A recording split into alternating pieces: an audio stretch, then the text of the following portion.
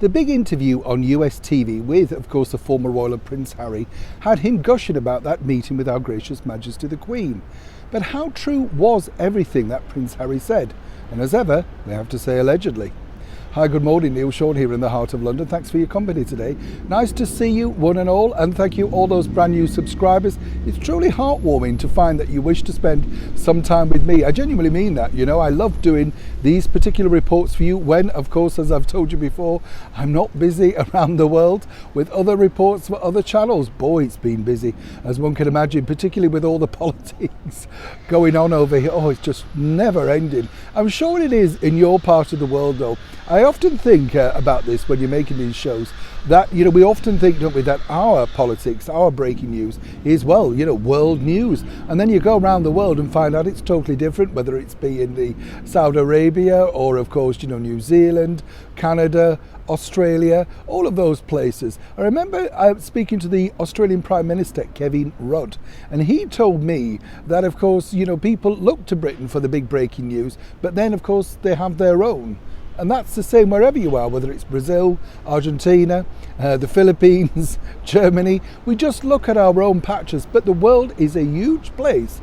As Prince Harry found out with that particular message he sat down and gave the NBC reporter earlier this week. And seemingly once again, there are a few potholes in that simply don't ring true. The story really basically centres on the fact that Prince Harry was pushed, not very hard, by the US TV reporter Hodder about exactly the Queen was, how was she?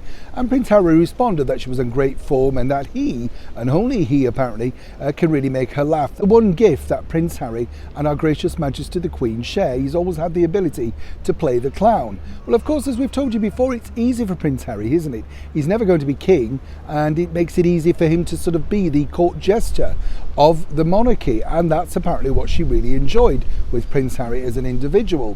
But moving forward for Harry, then he went on to say, yes, she was in great form, they had a wonderful chat, and they had tea, he and Meghan. Well, as we know, that's not what's really been reiterated from the very senior palace courtiers. Now, it's very hard to believe, isn't it? Because obviously no one was there. You have to take the word of the people that are giving you this particular information. But given that the whole meeting was 13 and a half minutes in total, people have been quoting 15 minutes, but apparently it was 13 and a half minutes. It would be hardly time to clunk your teapot down, would it? Get out your bourbons. So how they had this lengthy chat and wonderful meeting, well, it must have been incredibly quick. But of course, a lot of people are saying, is Prince Harry being totally truthful? And as ever, we have to say allegedly again.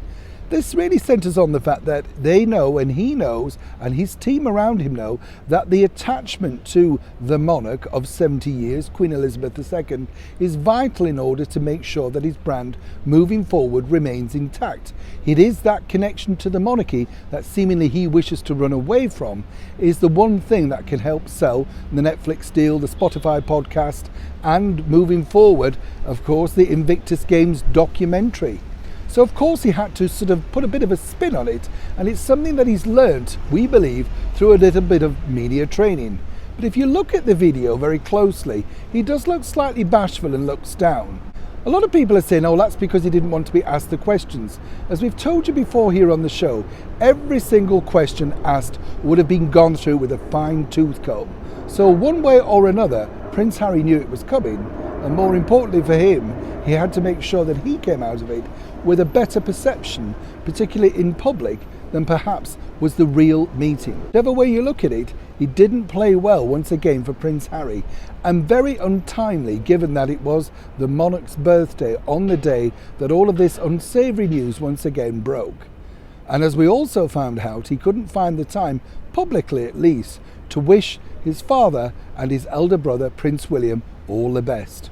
Seemingly he wants to just focus on his own family, all those miles away in California.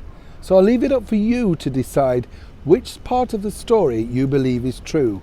The 13 and a half minutes meeting, would all of this really have happened in such a short space of time in front of the monarch? Or was it simply a business meeting with Meghan Markle allegedly sat outside with tea and nibbles? Either way, once again, it's making Harry and Meghan front pages around the world for all the wrong reasons. Neil Sean in the very heart of London.